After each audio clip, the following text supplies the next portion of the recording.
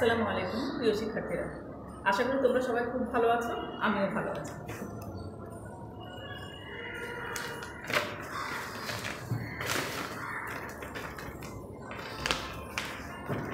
দেখা যাচ্ছে বাংলাদেশের মানচিত্র, স্বাধীন বাংলাদেশের মানচিত্র। আমরা একটা স্বাধীন দেশে বসবাস করি, তাই না? তোমরা একটা স্বাধীন দেশে জন্মগ্রহণ করেছো, আমিও স্বাধীন দেশে জন্মগ্রহণ করেছি। এই স্বাধীন দেশে যারা জন্মগ্রহণ করেছে তারা অনেক সময় ভুলে যায় স্বাধীনতার জন্য মানুষকে কত কষ্ট করতে হয়েছে, কত ত্যাগ স্বীকার করতে হয়েছে। আজকে আমরা যে কবিতাটা পড়বো, এই কবিতাটা পড়লে আমরা 1971 সালে ফিরে যাব। তাহলে কবিতাটার নাম কি? তোমাকে পাওয়ার জন্যে হে স্বাধীনতা।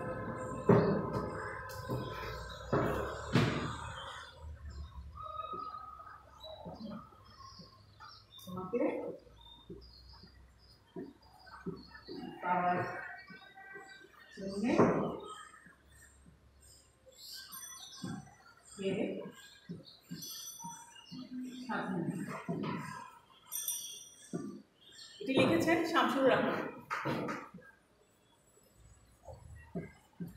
শামসুর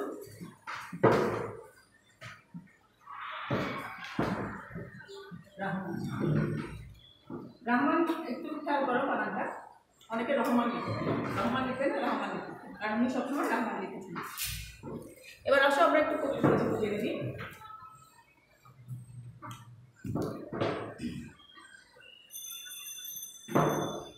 কবি শামসুর রহমান জন্মগ্রহণ করেছেন 1929 সালে। কোথায় জন্মগ্রহণ করেছেন? ঢাকা। যদি ওনার পৈতৃক নিবাস অর্থাৎ দাদার বাড়ি হচ্ছে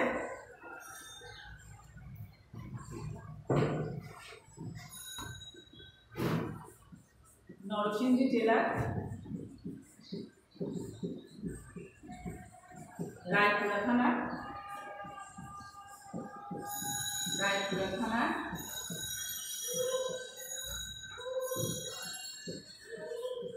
পাড়াগুলি গ্রামে।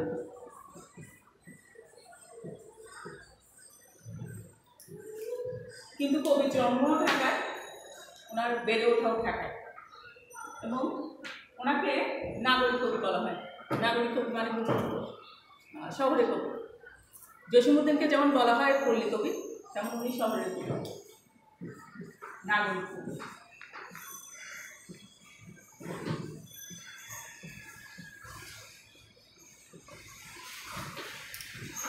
ওনার কয়েকটা বিখ্যাত কাব্যের নাম লিখি। প্রথম গান, দ্বিতীয় মৃত্যুর আগে,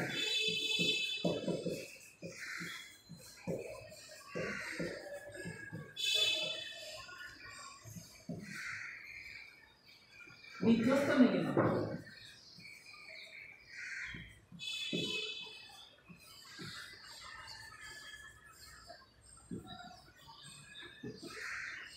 রৌদ্র পরশতী,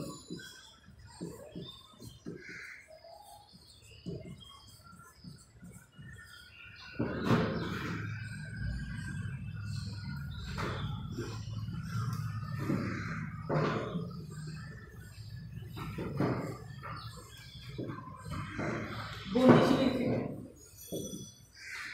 বন্দি শিবির থেকে। আজকের কবিতাটা বন্দি শিবির থেকে কাব্যগ্রন্থ থেকে নেওয়া হয়েছে। আর একটু আগে বলেছিলাম না ওনার জন্ম এবং বেড়ে ওঠা ঢাকায়, তবে এই কবিতাটা উনি গ্রামে বসে লিখেছিলেন, পাড়াগুলি গ্রামে বসে লিখেছিলেন, কারণ তখন মুক্তিযুদ্ধ চলছিল।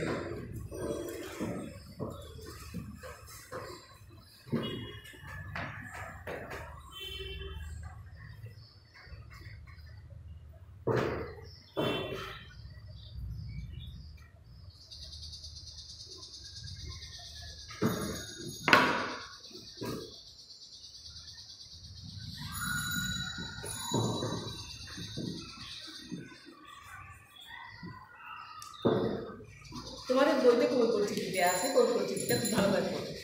আজকে আমি ভালোভাবে আলোচনা করতে পারিনি কবি পরিচিতিটা, কারণ কবিতাটা বেশ বড় আছে, কবিতাটা আমাদের বিশ্লেষণ করতে হবে। এই কবিতার কবি পরিচিতিটা অনেক ইম্পর্টেন্ট, কারণ কবি শামসুর রহমান হচ্ছেন বাংলাদেশের অন্যতম প্রধান কবি। সুতরাং এখান থেকে কবি পরিচিতি থেকে পরীক্ষার প্রশ্ন আসে, এমসিকিউ প্রশ্ন আসে, জ্ঞানমূলক প্রশ্ন আসে। সুতরাং তোমরা কি ভালোভাবে কবি পরিচিতিটা করে নিতে। এবার আসো কবিতাটা একটু পড়ি, বইগুলো তোমরা। তোমাকে পাওয়ার জন্য হে স্বাধীনতা, শামসুর রাহমান। তোমাকে পাওয়ার জন্য হে স্বাধীনতা, তোমাকে পাওয়ার জন্যে আর কতবার ভাসতে হবে রক্তগঙ্গায়, আর কতবার দেখতে হবে খান্দক দাহন। তুমি আসবে বলে হে স্বাধীনতা, সাকিনা বিবির কপাল ভাঙল, শিথির সিঁদুর মুছে গেল পরিরাখি। তুমি আসবে বলে হে স্বাধীনতা, শহরের বুকে জলপাই রঙের ট্যাঙ্ক এলো দানবের মতো চিৎকার করতে করতে। তুমি আসবে বলে হে স্বাধীনতা, ছাত্রাবাস বস্তি উজাড় হলো, রিকোয়ারলেস রাইফেল আর মেশিন গান হয়ে ফোটালো যত্রতত্র। তুমি আসবে বলে ছাই হলো গ্রামের পর গ্রাম। তুমি আসবে বলে বিধ্বস্ত পাড়ায় প্রভুর বাস্তবিতার ভগ্নস্তূপে দাঁড়িয়ে এক টানা আর্তনাদ করলো একটা কুকুর।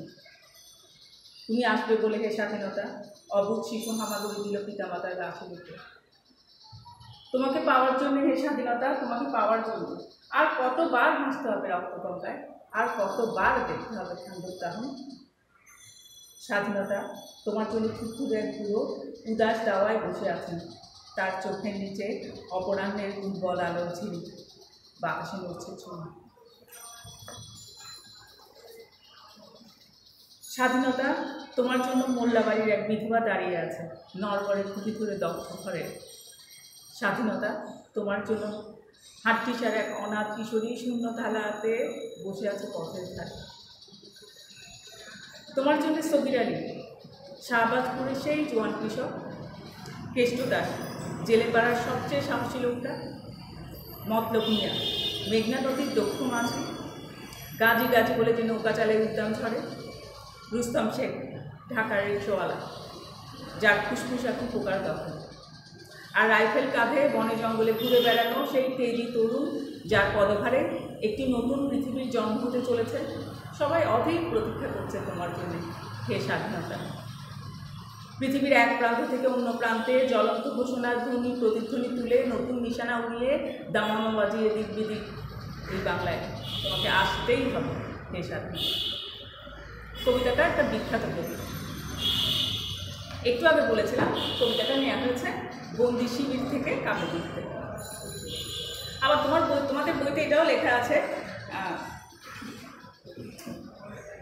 শামসুর রহমানের শ্রেষ্ঠ কবিতা, এই বইটা থেকে কবিতাটা নেওয়া হয়েছে। শামসুর রহমানের শ্রেষ্ঠ কবিতা,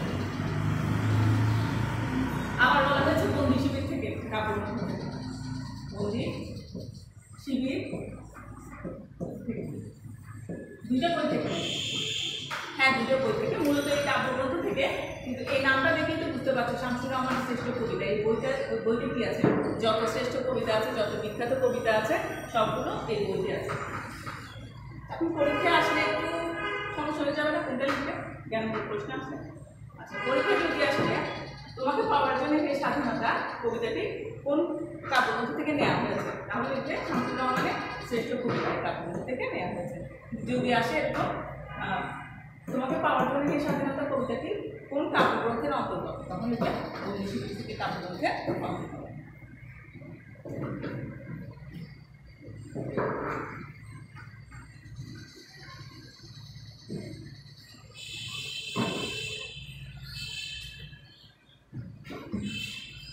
এবার আসো আমরা কবিতাটা একটু বিশ্লেষণ করি। তোমাকে পাওয়ার জন্য হে স্বাধীনতা, তোমাকে পাওয়ার জন্য আর কতবার ভাসতে হবে রক্তগঙ্গায়, আর কতবার দেখতে হবে কবিতা রক্তগঙ্গা। রক্তগঙ্গা কি? গঙ্গা আমরা জানি গঙ্গা একটা নদী, বাংলাদেশের যেটা পদ্মা ওইটাই ভারতীয় গঙ্গা, তাই না? কিন্তু এখানে গঙ্গা বলতে নদী বুঝেছি, যে কোনো নদী, নদীতেও গঙ্গা বলে, গান বলে না, রক্তের নদী। তোমাকে পাওয়ার জন্য আর কত রক্তের নদী হয়ে যাবে, আর কত রক্তের নদী সৃষ্টি হবে। অনেক রক্ত গেছে না, অনেক মানুষকে অনেক রক্ত দিতে হয়েছে, সেই জন্য বলছি। আর কতবার দেখতে হবে খান্দক দাহন। খান্দক দাহন কি?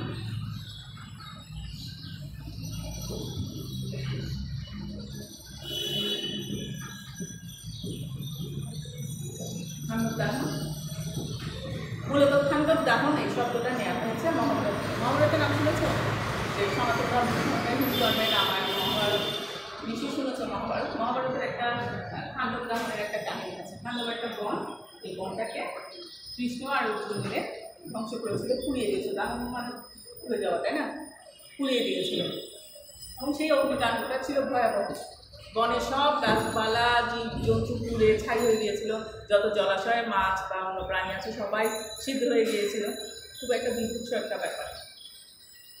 এখানে খাণ্ডব দাহন করতে বোঝাচ্ছে স্বাধীনতা যুদ্ধের সময়ও কিন্তু মিলিটারিরা এরকম অনেক কিছু পুড়িয়ে ছাড় করে দিয়েছিল, ছাই করে দিয়েছিল, পুড়িয়ে ভেঙে চুড়ে। সেই জিনিসটাকে বলা হয়েছে খাণ্ডব দাহন। আর কত খাণ্ডব দাহন হবে? মহাভারতে তো খাণ্ডব দাহন একবার হয়েছিল, এখানে আর কতবার হবে?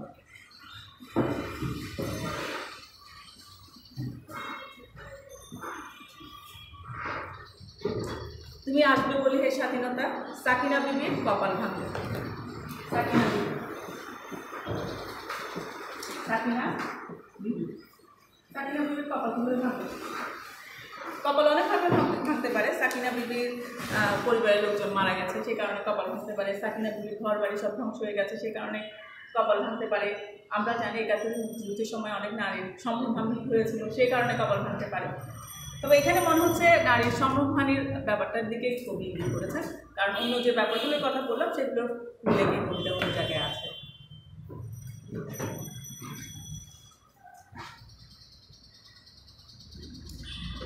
সিথির সিঁদুর মুছে গেল হরিদাসী।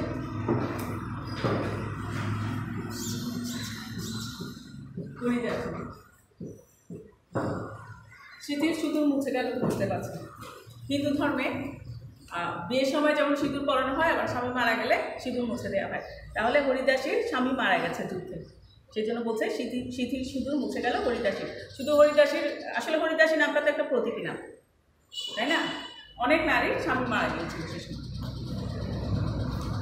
তুমি আসবে বলে হে স্বাধীনতা, শহরের বুকে জলপাই রঙের ট্যাঙ্ক এলো দানবের মতো চিৎকার করতে করতে। পাকিস্তানি মিলিটারিদের পোশাকটা ছিল জলপাই রঙ। পাকিস্তানি মিলিটারি কেন, বাংলাদেশের মিলিটারিদেরও পোশাকটা, সেনাবাহিনীর পোশাক জলপাই রঙ। ট্যাঙ্কটাও জলপাই রঙ। ট্যাঙ্ক ছিল তো পানির ট্যাঙ্ক না, ট্যাঙ্ক হচ্ছে যুদ্ধযান। দেখেছো হয়তো রাস্তাঘাটে। আচ্ছা, আমি একটু বাচ্চাদের মতো করে এঁকে দেওয়ার চেষ্টা করি। তোমরা দেখেছো, তাহলে মিলাতে পারো। আঁকাটা কি সুন্দর হবে না? তোমাদের বোঝানোর জন্য যে ট্যাঙ্কটা কেমন।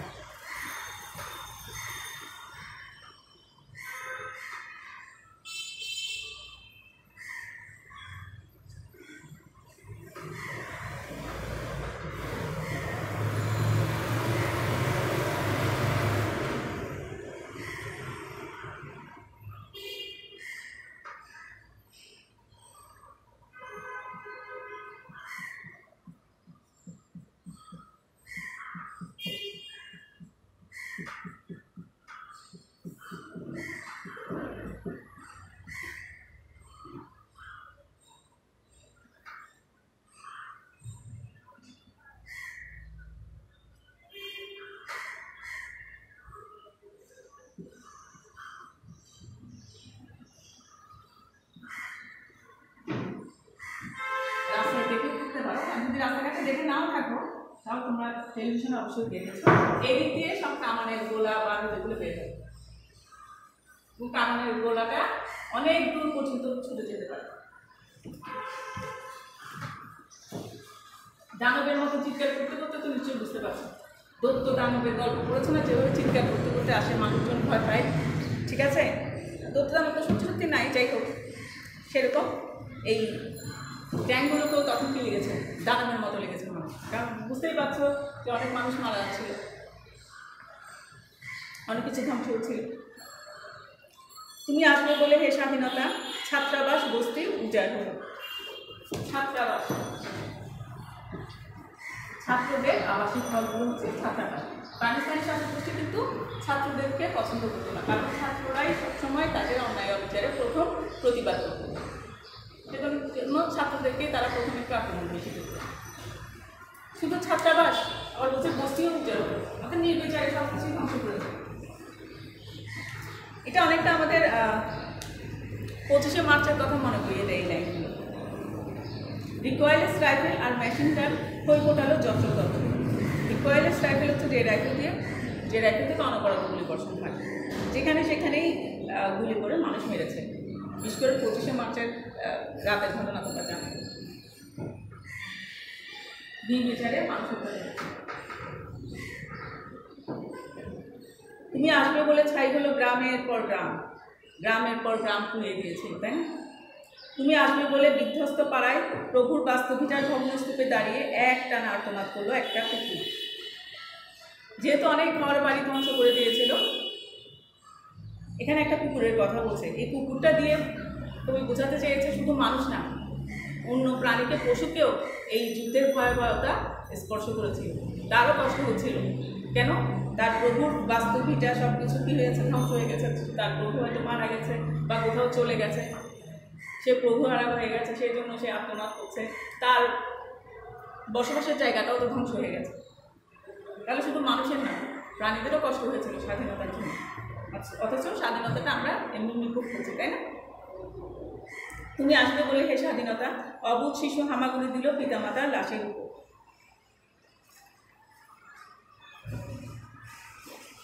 এরকম হতে পারে, এরকম অনেক জায়গায় হয়েছে। বাবা মা ঘরে সবাইকে মেরে ফেলেছে, ঠিক আছে? একটা ছোট বাচ্চা কোনোভাবে বেঁচে গেছে, যে বুঝেও না যে কী হচ্ছে। সে পিতামাতার লাশের উপরে হামাগুড়ি খাচ্ছে, সে হয়তো মনে করছে যে তার বাবা মা ঘুমিয়ে আছে, সে জাগানোর চেষ্টা করছে, তাই না? তোমাকে পাওয়ার জন্য এই স্বাধীনতা, তোমাকে পাওয়ার জন্যে আর কতবার ভাসতে হবে রক্তগঙ্গায়, আর কতবার দেখতে হবে খান্ডোদ্যাম। এই লাইনটা আবার এখানে এসছে, প্রথম লাইনটা, তাই না? স্বাধীনতা তোমার জন্য থুরথুরে বুড়ো উদাস দাওয়ায় বসে আছেন, তার চোখের নিচে অপরাহ্নের দুর্বল আলোর ছিলিক, বাতাসে নড়ছে চুল। তাহলে স্বাধীনতার জন্য একটা থুরথুরে বুড়ো অপেক্ষা করে আছে, ঠিক আছে? তার মনেও আশা আছে। বিকালের আলোর ঝিলিক দিচ্ছে। বিকালের আলোটা দুর্বল হলেও কিন্তু বিকালের আলোটা সুন্দর। তোমরা খেয়াল করেছো কিনা আমরা জানি না, বিকালের দিকে আলোটা মানুষের চোখে পড়লে বা মুখে পড়লে অনেক সুন্দর লাগে। স্বাধীনতা তোমার জন্য মোল্লাবাড়ির এক বিধবা দাঁড়িয়ে আছে নড়বড়ে খুঁটি ধরে দক্ষিণ ঘরে। ঘর বাড়ি তো পুড়িয়ে দিয়েছে, আগে বলা হয়েছে, এখানে আগে উল্লেখ আছে। মোল্লাবাড়ির এক বিধবা দাঁড়িয়ে আছে নড়বড়ে খুঁটি ধরে। ঘরের একটা খুঁটি হয়তো কোনোভাবে টিকে আছে নড়বড়ে, সেটা খুঁটি ধরে দাঁড়িয়ে আছে। আসলে এখানে নড়বড়ে খুঁটিটা আসলে তার নড়বড়ে একটা ভবিষ্যতের বা নড়বড়ে একটা অনিশ্চিত বর্তমানের একটা চিত্র। আচ্ছা, এই মোল্লাবাড়ির বিধবার সাথে কার মিল আছে এখানে? হ্যাঁ, হরিদাসীও বিধবা হয়েছে, মোল্লাবাড়ির বউ বিধবা হয়েছে, তাই না? হরিদাসী ছিল কি হিন্দু, আর মোল্লাবাড়ির বউ কি মুসলিম। আসলে মুসলিম হিন্দু কোনো পার্থক্য ছিল না যুদ্ধের সময়। প্রথম দিকে তো মানুষজন মনে করেছে পাকিস্তানি শাসক গোষ্ঠী মুসলিম, তারা মুসলিমদের কিছু করবে না। আসলে সেটা ভুল ধারণা। তারা হিন্দু, মুসলিম, বৌদ্ধ, খ্রিস্টান কাউকেই রেখা দেয়নি। স্বাধীনতা তোমার জন্যে হাড্ডিসার এক অনাথ কিশোরী শূন্য থালা হাতে বসে আছে পথের ধারে। অনাথ কিশোরী, একটু আগে আমরা দেখেছি একটা বাচ্চা তার বাবা মা লাশের উপরে হামাগুড়ি দিচ্ছিল। অনাথ কিশোরী, এই কিশোরীও তার বাবা মাকে যুদ্ধে হারিয়ে অনাথ হয়ে গেছে, এবং তার যে ভিক্ষার থালাটাও শূন্য। কেন শূন্য? কারণ মানুষের তখন যুদ্ধের সময় মানুষের অর্থনৈতিক অবস্থাটা খারাপ হয়ে গিয়েছিল। ভিক্ষা যে দিবে এই সামর্থ্যটা অনেকেরই চলে গিয়েছিল, তাই না? হাড্ডিসার, বুঝতে পারছো, তার এমনি অবস্থা খুবই খারাপ। তার বাবা মা মারা গেছে যুদ্ধে, সে ভালো করে খেতে পারছে না, এমনকি ভিক্ষাও পাচ্ছে। তোমার জন্যে স্থগির আলী, শাহবাজপুরের সেই জোয়ান কৃষক, কেষ্ট দাস, জেলে পাড়ার সবচেয়ে সাহসী লোকটা, মতলব মিয়া, মেঘনা নদীর দক্ষিণ মাঝি, গাছ বলে যে নৌকা চালায় উদ্যান ঝরে, রুস্তম শেখ, ঢাকার রিক্সাওয়ালা, যার ফুসফুস এখন এবারে দখল। ফুসফুস পোকার দখলে বুঝেছ? অর্থাৎ রুস্তম শেখ মৃত, রুস্তম শেখ মারা গেলে তো পোকামাকড় তো খায় মৃত, দেখে সেটা তো জানো। তাহলে সেখানে কয়েকটা নাম আছে, স্থগির আলী, কেষ্ট দাস, মতলব মিয়া,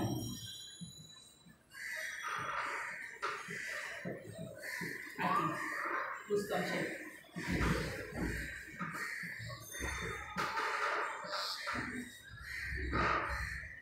এখানে আসলে বিভিন্ন শ্রেণী পেশার মানুষের কথা বলতে চেয়েছেন। সৌদি আরবে কি কৃষক, কেষ্টদাস কি জেলে, মক্কা ভূঁইয়া কি মাঝি, রুস্তম শেখ রিকশাওয়ালা। অর্থাৎ বিভিন্ন শ্রেণী পেশার মানুষ কি হয়েছে, যুদ্ধের কারণে ক্ষতিগ্রস্ত হয়েছে, কষ্ট ক্ষতি হয়েছে তার।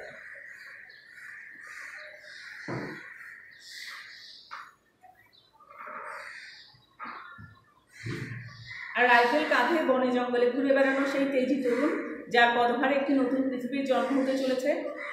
সবাই অধীর প্রতীক্ষা করছে তোমার জন্য এই স্বাধীনতা। তেজি তরুণ।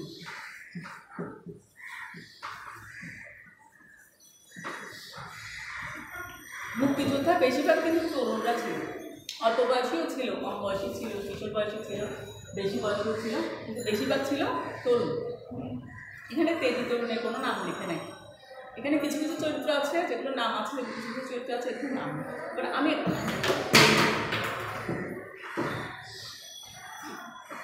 আমার এখন যার কথা মনে পড়ছে তার নাম রুমি। রুমি নাম শুনেছ? তোমাদের 71-এর দিনগুলি আছে না সিলেবাসে? তোমাদের তো পুরাটা নাই। 71-এর দিনগুলি জাহানারা ইমামের একটা বই, তার কিছু অল্প কিছু অংশ আছে। এই রুমি হচ্ছে জাহানারা ইমামের ছেলে। ওনার কাহিনীটা একটু বলি। রুমি মুক্তিযুদ্ধের সময় ইঞ্জিনিয়ারিং কলেজে মাত্র ভর্তি হয়েছে ইন্টারমিডিয়েট পাস করার পরে। তো উনি যুদ্ধে যেতে চাচ্ছিল, কিন্তু ওনার মা অনুমতি দিচ্ছিল না। স্বাভাবিক অনুমতি দিতে চাইবে না কোনো মা, কারণ যুদ্ধে যাওয়া মানে আসলে মৃত্যুর দিকে যাওয়া, ফিরে আসবে তার তো কোনো নিশ্চয়তা নেই। কিন্তু উনি বারবারই মাকে বোঝানোর চেষ্টা করছিলেন। এখন তোমরাও বলতে পারো এত বোঝানো কি আছে, অনেকে তো পালিয়ে চলে গেছে। হ্যাঁ, এটা ঠিক। ওই সময় বেশিরভাগ যে মা বাবার অনুমতি নিয়ে গেছে তা না, বেশিরভাগই পালিয়ে চলে গেছে। কারণ মা বাবার অনুমতি নিয়ে যেতে গেলে বেশিরভাগই যেতে পারতো। কিন্তু রুমি অনুমতি ছাড়া যাচ্ছিল না, কারণ এই শিক্ষাটা জাহানারা ইমামকে দিয়েছিলেন, ওনার মাই দিয়েছিলেন। ওনার মা সবসময় বলতেন যে তোমরা আমাদের অনুমতি ছাড়া কোনো কাজ করবে না, যদি করতে হয় একটা যুক্তি তর্ক দিয়ে আমাদের মতটা পরিবর্তন করবে, তারপর কাজটা করবে। তো 71 সালে জাহানারা ইমামের মনে হচ্ছিল যে নিজের শিক্ষার জন্য নিজেই ফেসে গেছেন। ছেলে যদি পালিয়ে চলে যেত তাও ভালো ছিল, এখন কীভাবে যুদ্ধের জন্য অনুমতি দেবে? তো একদিন এরকম ছেলে অনেক কিছু বুঝেছিল মাকে যুদ্ধে যাওয়ার জন্য। তো মা জাহানারা ইমাম বলছিলেন যে মাত্র এখন ইঞ্জিনিয়ারিং কলেজে ভর্তি হয়েছিস, ইঞ্জিনিয়ারিং ঢাকা ইঞ্জিনিয়ারিং কলেজ মানে এখন যেটা বুঝে, তো সামনে উজ্জ্বল ভবিষ্যৎ, কেন এভাবে নিজের জীবন ধ্বংস করছিস? আমি তোকে বিদেশে পাঠার ব্যবস্থা করছি। তখন উনি বলেছিলেন যে ঠিক আছে, তুমি যদি আমাকে যুদ্ধে যাওয়ার অনুমতি না দাও আমি যুদ্ধে যাবো না, আমি বিদেশে যাবো, ঠিক আছে, বিদেশে পাঠাতে পারো, কিন্তু সারা জীবন আমি নিজের কাছে নিজের ছোটো হয়ে থাকি, যে দেশের দুঃসময়ে আমি দেশের জন্য কিছু করিনি, আমি পালিয়ে বিদেশে চলে গেছি।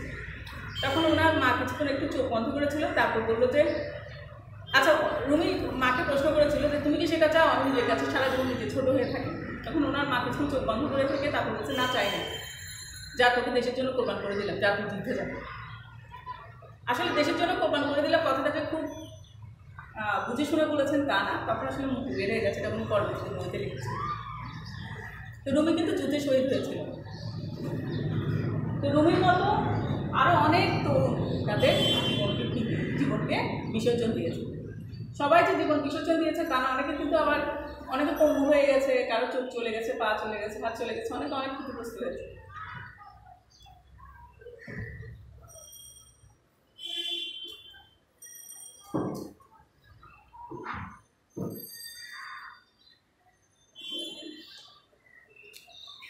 পৃথিবীর এক প্রান্ত থেকে অন্য প্রান্তে জনঘোষণার ধ্বনি প্রতিধ্বনি তুলে নতুন নিশান উড়িয়ে দামামা বাজিয়ে দিক বিদিক, এই বাংলায় তোমাকে আসতেই হবে স্বাধীনতা। নিশান হচ্ছে পতাকা, দামামাকে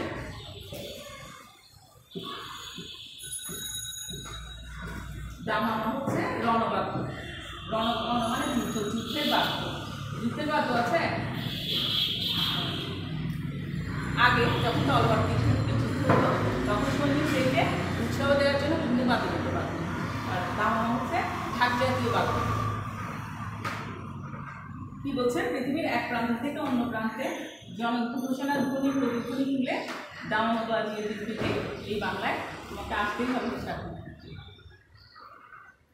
তাহলে তখন যুদ্ধের সময় মানুষের মনে একটা বিশ্বাস ছিল যে স্বাধীনতা আসবে। তা আমি একটা মেয়েকে প্রশ্ন করেছিলাম ক্লাস 9-এর গত বছর মনে হয়, যে কবি কীভাবে বলতে পারলো তোমাকে আসতেই হবে, এই বিশ্বাসটা কবি কীভাবে আসলো? তো উত্তর দিয়েছে কবি তো যুদ্ধের পরে লিখেছিলেন এটা, আর কবি তো জানেন স্বাধীন হবে, সেজন্য লিখেছে, সেজন্য বলেছে। আসলে কবিতাটা উনি যুদ্ধের পরে লিখেন নাই, কবিতাটা লিখেছেন যুদ্ধের সময়, তখন মুক্তিযুদ্ধ চলছিল, মুক্তিযুদ্ধের শেষের দিকেও না, মুক্তিযুদ্ধের সম্ভবত কোন সময় আমার ঠিক মনে নাই, মাঝামাঝি সময় হবে। তখন কিন্তু যুদ্ধে জয়লাভ করবো এরকম কোনো এরকম নিশ্চয়তা ছিল না, ঠিক আছে। কিন্তু সাধারণ মানুষের মধ্যে বিশ্বাস ছিল, দেশ সাথে হবে, বিশ্বাসের অনেক শক্তি আছে। তোমরা একটা কথা নিশ্চয়ই শুনেছো যে বিশ্বাসের মেলায় বস্তু তর্কে বহুদূর। তো আমার কাছে মনে হয় যে এই বিশ্বাসটাই আমাদের স্বাধীনতা যুদ্ধে জয়ের ক্ষেত্রে একটা বড় শক্তি দিয়েছিল। কেউ কেউ বলবে যে বিদেশি শক্তি, বিদেশিরা সাহায্য করেছিল, ভারত সাহায্য করেছিল, রাশিয়া সাহায্য করেছিল, ঠিক আছে। কিন্তু নিজেদের যদি বিশ্বাস না থাকে, নিজেদের যদি চেষ্টা না থাকে, তাহলে কোনো সাহায্যে কাজ হবে? তুমি কোনো একটা কাজ করছো, তোমার নিজের প্রতি বিশ্বাস নাই, নিজের চেষ্টা নেই, তাহলে অন্যের সাহায্য করে কি তোমাকে সফল করতে পারবে না। তাহলে এই বিশ্বাসটা মানুষের মধ্যে ছিল, দেশ একদিন স্বাধীন হবেই।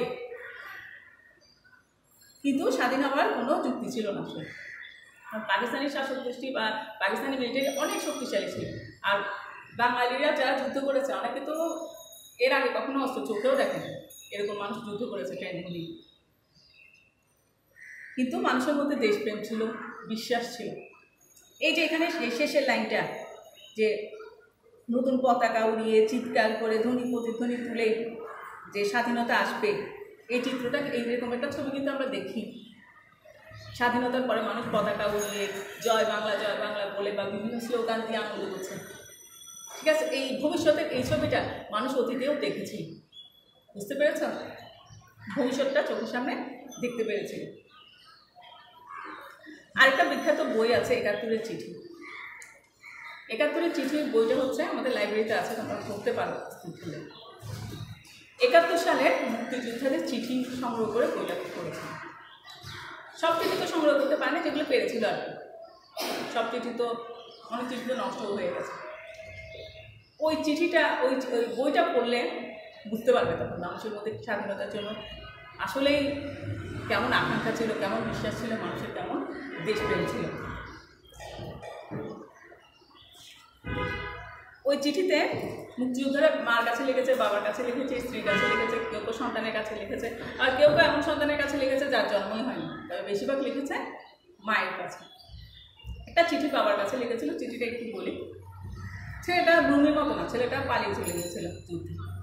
তো বাবাকে সান্ত্বনা দিচ্ছিল আর কি, বাবা চিঠি লিখে সান্ত্বনা দিচ্ছিল যে তুমি এত মন খারাপ করছো, আমি যদি যুদ্ধে মরে যাই তাহলে আমি হবো শহীদ, আর যদি বেঁচে থাকি তাহলে ও গাজী, তুমি হয় শহীদের বাবা হবে, না হয় গাজীর বাবা হবে। তাহলে দেখো, এই কথা থেকে বুঝতে পারছি সে মরে যাবে না, বেঁচে থাকবে, সেটা তার কোনো নিশ্চয়তা ছিল না, কিন্তু দেশ যে স্বাধীন হবে সেটা সে নিশ্চিত ছিল।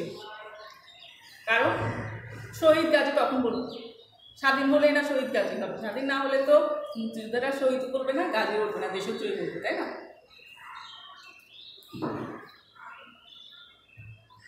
আচ্ছা, এই কবিতায় কতগুলো চরিত্র আমরা দেখি, অনেকগুলো চরিত্র আছে, কিছু চরিত্রের নাম আছে, কিছু চরিত্রের নাম নেই, ঠিক আছে।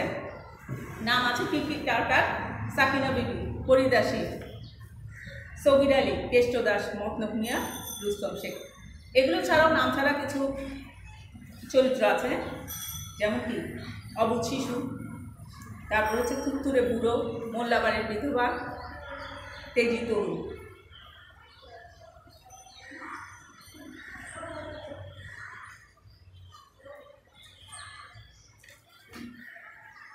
আচ্ছা, কবিতাটা তোমরা খুব ভালোভাবে বাসায় পড়বে। কবিতার এখানে শব্দার্থ টিকা আছে, শব্দার্থ টিকাগুলো পড়বে, পাঠ পরিচিতি ভালোভাবে পড়বে। আর আমি আগেই বলেছিলাম এই কবিতার কবি পরিচিতিটা অনেক ইম্পর্টেন্ট, ঠিক আছে। কবি পরিচিতি থেকে প্রায় সময় প্রশ্ন আসে, কিন্তু আমি আজকে সময় স্বল্পতার জন্য কবি পরিচিতিটা ভালোভাবে করতে পারি, তোমরা কবি পরিচিতিটা ভালোভাবে করে দিতে।